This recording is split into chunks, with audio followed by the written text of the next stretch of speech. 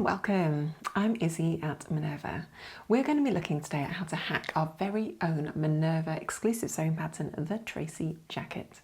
In today's video, I'm going to talk you through how to alter this one pattern to create a completely different look, exactly like this. We're going to sew this pattern out of denim fabric, and then we're actually going to replace the bottom lower hip pockets with welt pockets. So it's going to have a much smoother aesthetic around the hip area, and those pockets will almost be invisible effectively, rather than have the pockets on the outside of the garment showing with top stitching and all that detail. We're going to hide them underneath on the inside of the garment with a beautiful welt pocket detail. In addition, we're going to remove the top pockets just to create a really smooth, clean aesthetic all the way down the entire garment. And then, if that wasn't enough, we're also going to extend the sleeves to create a bit more drama with the sleeve pattern piece as well. So we've got a whole heap of beautiful little changes that we're going to be looking at how to draft today. As you follow along in today's video, you're going to need your standard pattern drafting tools, as well as the Tracey Jacket sewing pattern, which is available to purchase on our website. You're also going to need some suitable fabric for the pattern, and in this particular demo I've picked some denim just because I think it's going to look really nice with that sort of firm solid fabric, and we'll tag the fabric that I'm using in this video as well below the video. Now, our Tracey sewing pattern comes with a really clear step-by-step tutorial with beautiful images, so you can sew up the original pattern really straightforward using this booklet. However, if you need further support, on our YouTube channel we have a sew along which shows you exactly how to sew each of the steps in this booklet. We also have a fabric focus video that looks at all the suitable fabrics that are available to purchase on our website that would work really well for the Tracey Jacket. And then we also have a fit focus video that looks at how to fit the jacket. So to start off with, familiarize yourself with all of that, and then we're going to get straight on into hacking the pattern. Now, as we start hacking the pattern today, you're going to need to cut out the pattern in your size. That will be different to my size, but actually the principles I'm going to show to you are relevant across any size range that you choose to sew. Okay, let's get straight on into the pattern drafting aspect. Okay, so the very first thing we're going to do is we're actually just going to go straight in with the welt pocket design. So I've got pattern piece F, which is my front body, and also E, which is the lower pocket. So that relates to this one here. It's worth noting that we are actually going to remove this one just to simplify the whole garment completely along the front body. Okay, so with the normal pattern design, this pocket here has got a seam allowance of 1.5 centimeters all the way around. The principle is that you would usually, cut 4 of these, 2 for each side, and then you would sew them together and then place them on top of the garment on the right side, and then stitch, all the way around to hold the pocket in place on the outside. However, we want to move that pocket to the inside so you don't see the pocket bag as you wear the garment. So there are a couple of steps we're just going to do, and I would thoroughly recommend you use a really sharp pencil to do this because precision is key with welt pockets. I am, however, going to use a fat Sharpie pen so that you can see it clearly on the screen above. The very first thing we're going to do is we're going to annotate this pattern piece here. So we want to show where the cut of the welt pocket is going to go, and we're going to place the bag in exactly the same location as it is currently. So just dash out a nice neat line between those 2 circles. Then draw another parallel line which is 7 millimeters above that first line and is exactly the same length. Flip your ruler over and repeat for the other side. So it needs to be 7 millimeters offset from the original line. Next, just square that little rectangle off at both ends. Do a little V shape here and the same down at the bottom. These will create your cut lines effectively. Okay, that's all we need to do on the main body of the garment. We've got quite a lot of work to do on the pocket, so let's do that next. The first thing we want to do is to mark the seam allowance on this pocket bag around the curve down here and at the top up here. And once you've done that, just add a little dot up here. So that point there is going to sew into that point there, and this point here is going to sew in to that little dot there on the outer jacket, just as a reference. Okay, next we're going to draw a line that is offset from that seam line by 7 mm again. Grab a pair of scissors and cut along the line that you've just drawn. For simplicity's sake, we're going to label this one smaller pocket bag. We're going to cut 2, one for each side. Take a piece of tracing paper and place it over your pocket piece. We're going to create the larger pocket bag now. Working from this initial first line here, offset a line 1.5 centimetres from that point. Then we're going to trace around this curve here and then just square up to that line you've just drawn. On the top side up here, draw a straight line across and then square up again. Mark where that circle point is, there and there. Draw around the other two sides if you need to, and we'll call this lower pocket, larger pocket bag, cut 2. If you want to, you could call this one E2 and the one underneath E1. Okay, cut out that pocket bag, and that's our second pocket bag completed.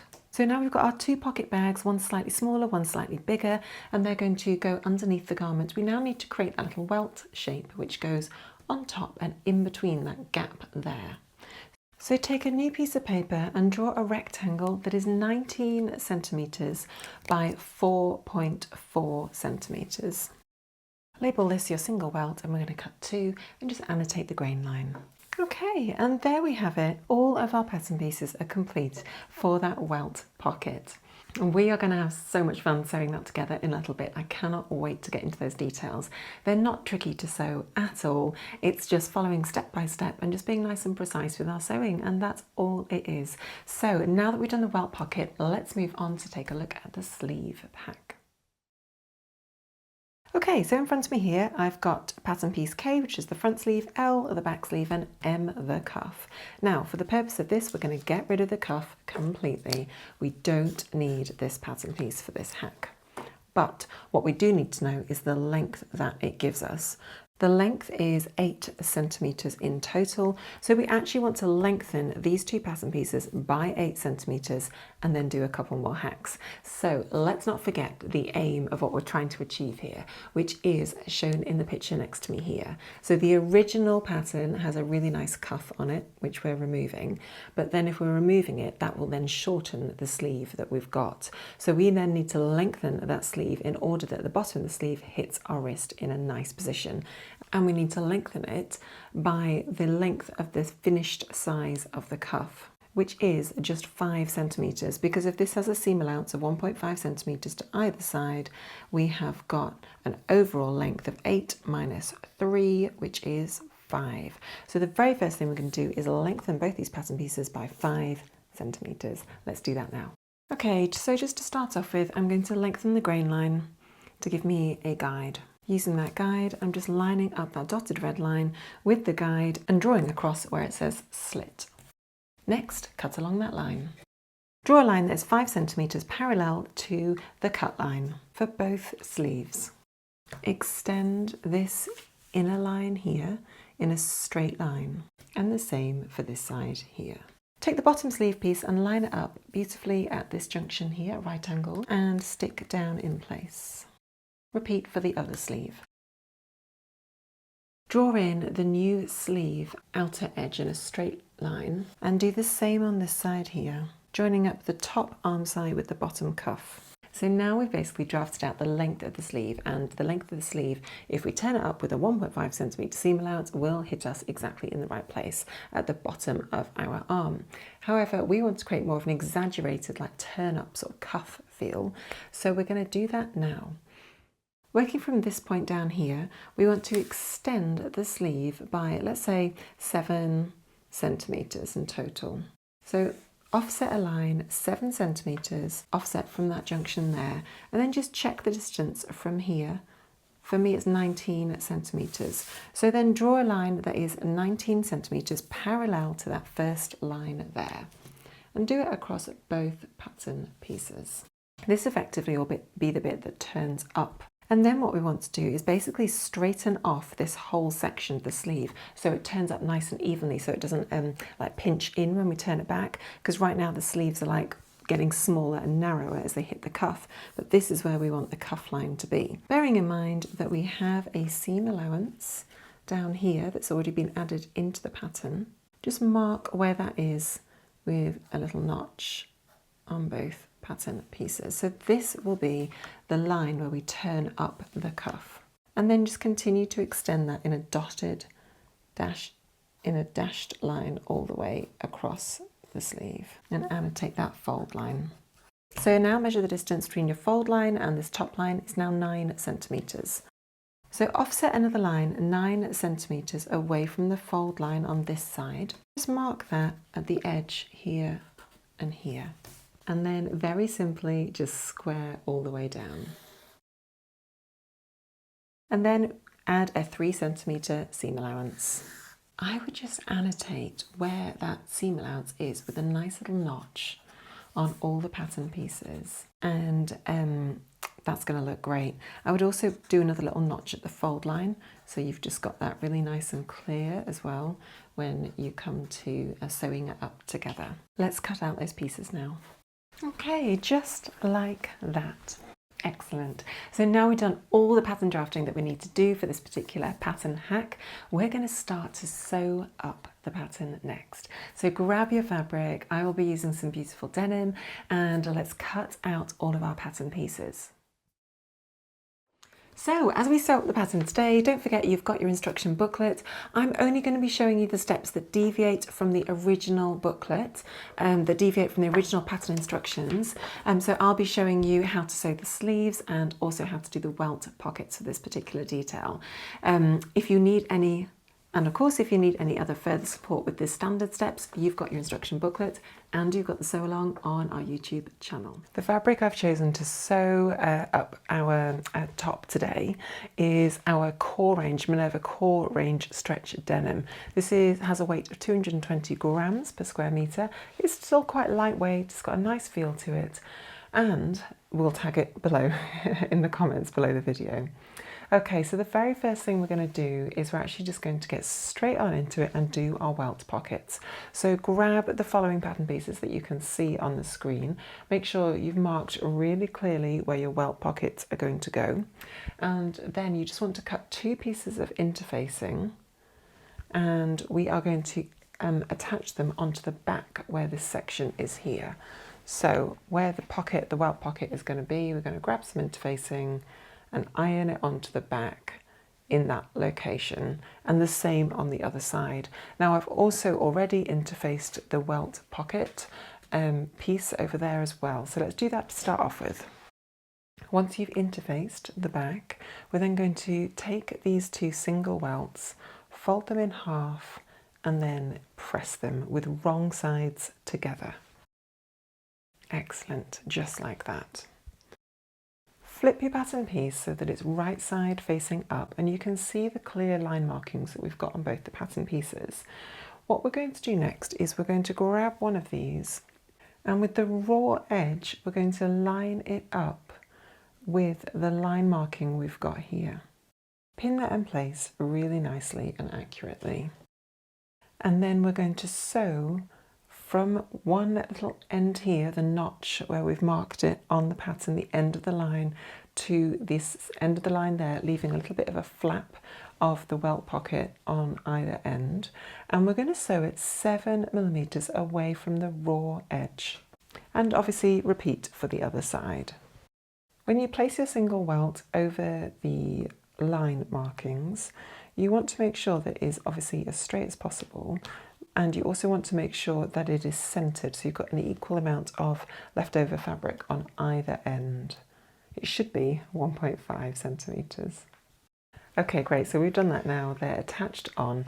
One little tip in terms of getting really accurate ends here, making sure you're finishing at exactly the right place, is actually to reduce your stitch length so that you've got smaller stitches, so you've got a better chance of hitting that junction there, that point there, really nice and precisely. The key to welt pockets is sewing as precise as possible. It's not tricky, it's just making sure you're sewing nice and neatly.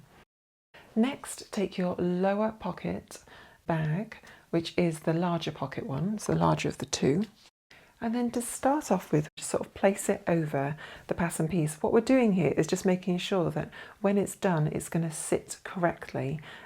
We don't want it to be sitting like, you know, upside down or anything weird. So just make sure you're happy with it that way. And then once you're happy that it's looking correct, as in it's the right way up, we're then going to flip it over with right sides together and line it up nice and neatly with the raw edge here. Do the same for the other side. Pin it in place. So you're trying to get the two raw edges matching up perfectly. At this point I would send your little chalk line marking across so that you've got a nice accurate location of where you're going to finish your stitch line. Okay, and now we're going to sew this pocket bag to our main body of our garment, and we're going to sew it 7mm away from the raw edge, exactly from the point where our stitch line finished on that side, all the way up to the same point exactly where the stitch line finished on this side. This is really critical to get this really nice and neatly. Don't forget you can reduce your stitch length as you come towards the end here, just to get the needle just hitting beautifully on your chalk line marking. Perfect. Okay, so it's just like that. We've got both pieces attached on exactly from this point here all the way down to this point here, and if it's not quite accurate, go back and just finish stitching it again so both the lines are exactly the same length and start and finish in exactly the same place. Brilliant. Next we are just going to cut a hole, and we're going to cut a slit in between the gap here on the main body of the garment. So we want to ensure the hole kind of goes down like that and then into a little V right to the stitch line here, right to the very edge of those two stitch lines. So grab a pair of scissors and just start cutting. When you get to 1 centimetre below the end of the stitch line, open it out and then just cut a little V into the point there. Remember, you're only cutting the body of the garment and you are not cutting the pocket bag or the welt. Okay, so that's how it's looking on that side. If we flip it over, you can see that's exactly how we've cut it. So right to the V down here. So we've got a nice little triangle we can pull away. Excellent. And once that's done, we're just going to grab this and take it through the hole and pull it through to the other side. Lovely. Just like that. So give that a nice neat press now so you've got a nice crisp line all the way down there. Same on the other side. Okay, next grab E1, which is the smaller pocket bag. Okay, we're now going to look at the smaller pocket bag and attach it on to here. So now that we've pressed that big bag, just lift it away and out of the way because you don't want that to be there. It's not helpful. And then grab one of your pocket bags and with the right sides together, line up the straight edge perfectly, center it on the welt and line it up beautifully with the raw edge of the welt pocket. Pin or clip that in place. Excellent. What I find really helpful now is just to flip it over so you've got the wrong side facing up. And then you can literally just follow the original stitch line you sewed, which you can see really clearly on that side, and just stitch that pocket, which is now here. Stitch it, it's here, stitch it together exactly along that original stitch line. Okay, and once you've attached them on, we're then going to flip this and push it through the gap, through that pocket. And what you'll notice is the welt has also gone through and under as well as we've done that. What we want to do now is give that a really nice press so it's nice and sharp and it's looking really nice and even. So give that a good press. So you're pressing the pocket that we've just sewn down and we've pulled that welt all the way through so we're getting a nice crisp finish here along that seam that we just sewed, and obviously do it for the other one as well. Okay, these are looking really cute now. So what you want to do is to carefully line up the two pocket bags so that they're all nice and beautifully lined up. If they're not quite matching up, it's okay, don't worry, things shift around as we sew slightly. Just make sure that you have pulled the bottom bigger pocket bag so everything's nice and straight, and so that the welt pocket is just aligning perfectly at that point. If you want to, you can pin it in place. Okay, that's looking good.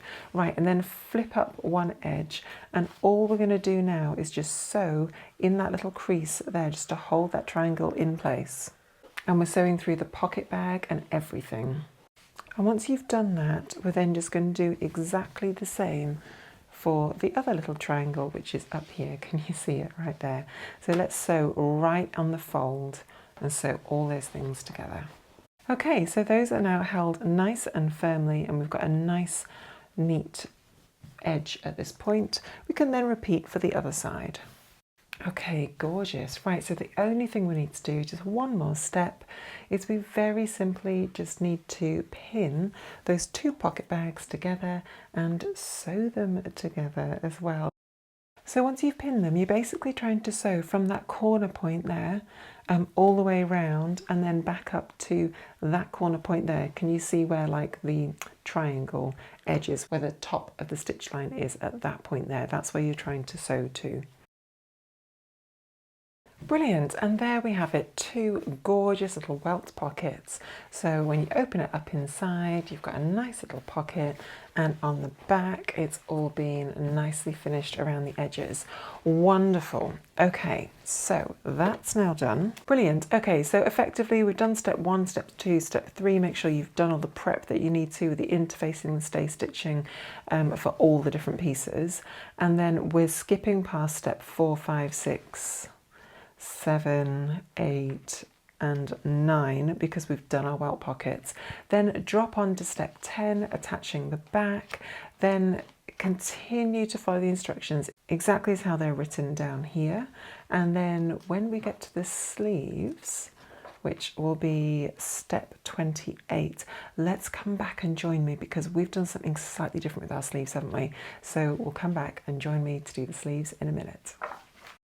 Okay, so with our sleeve piece, what we're basically wanting to do is to attach the two pieces together so that when they turn up, because the cuff is going to be turned up, there's a really nice, neat finish. So I'm going to show you two ways of doing that. The first way I'm going to show you is going to end up looking like this, which is a flat fell seam. So let's take a look at the other sleeve, how to construct this finish. Before I start demoing that, you'll notice that because I'm sewing the denim, I've used a contrasting top stitch. So if you are doing that, I've got a contrasting top stitch on the top, and I've actually just got a plain blue underneath, so it's just like really hidden and really just blends into the background. That's just a design choice. You can obviously put a contrasting thread into your bobbin thread as well if you want to, but that's completely up to you. So if you are using a contrasting top stitch thread, make sure that you've popped that into your machine before you start this next step. So these are our two sleeve pieces. This is the front and this is the back. And what we're going to do to start off with is we're actually going to flip them over. It feels a little bit wrong, this.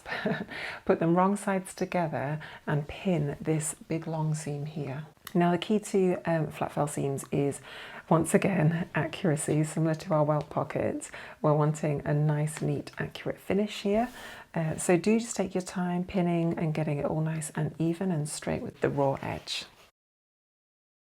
Okay, once you've pinned that, flip it over and we're going to sew with the big wide side, the top of the sleeve, facing up on our sewing machines so that we can see the top stitching stitches on this side here. Sew at 1.5 centimetre seam allowance. Excellent. Okay, now on the shorter side only, so the undersleeve, trim that seam allowance in half, or actually more than half, so it's only 5 millimeters deep. Excellent. Okay, and then we're going to start off just by pressing the whole of the seam allowance towards the undersleeve. Okay, just like that. Now what we're going to do next is we are going to turn the top sleeve seam allowance down so that it hits the stitch line of the seam allowance and then fold it under. So effectively you're just tucking it underneath all the way down. I'm going to press that in place and also pin that in place if we feel the need. It's basically going to do that, and that's the effect we're looking for. What we're trying to do is to ensure that the distance between the stitch line and the folded edge is equal all the way down. Okay, and once you've done that, sew a second line of top stitches just to hold all of that down. It's going to be equal distance from your original stitch line there and probably just 2 millimeters away from the folded edge. Brilliant. Okay, and there we have it, and that is that one done. Okay, so effectively then we've got a really nice finish on the inside there. It's looking really sleek and smooth. We, however, we can't finish this one. It was very tricky to finish this one in the same way. So what we're actually going to do, and this is optional, there's two options here. What you could do is you could sew that using a 1.5 centimetre seam allowance and then overlock both edges together and just push them towards one side, and that would be really beautiful. That would be absolutely fine. What I'm going to show you today is how to just bind those edges so that it looks really neat and just adds a nice little bit of personality to your garment. Okay, so I've cut 4 strips of bias binding, just using some scrap fabric that I had in my stash, and all I'm going to do is put right sides together and just pin this all the way along one of the seams. Okay, now what we're going to do is just sew, and I'm just going to sew with a 7mm seam allowance. I'm just going to sew those together, 7mm offset from the raw edge. And that actually lines up with the edge of my sewing machine foot, so it's a nice easy reference for me. Okay, that's been sewn together. What we're going to do now is press it open like that to start off with, so pushing that away from the garment. Okay, just like that, so you've got a nice crisp finish on that one there. And then what we're going to do is just fold it over again and press it in place. So it's completely wrapping around over the raw edge of your garment. Okay, so it's looking like this now.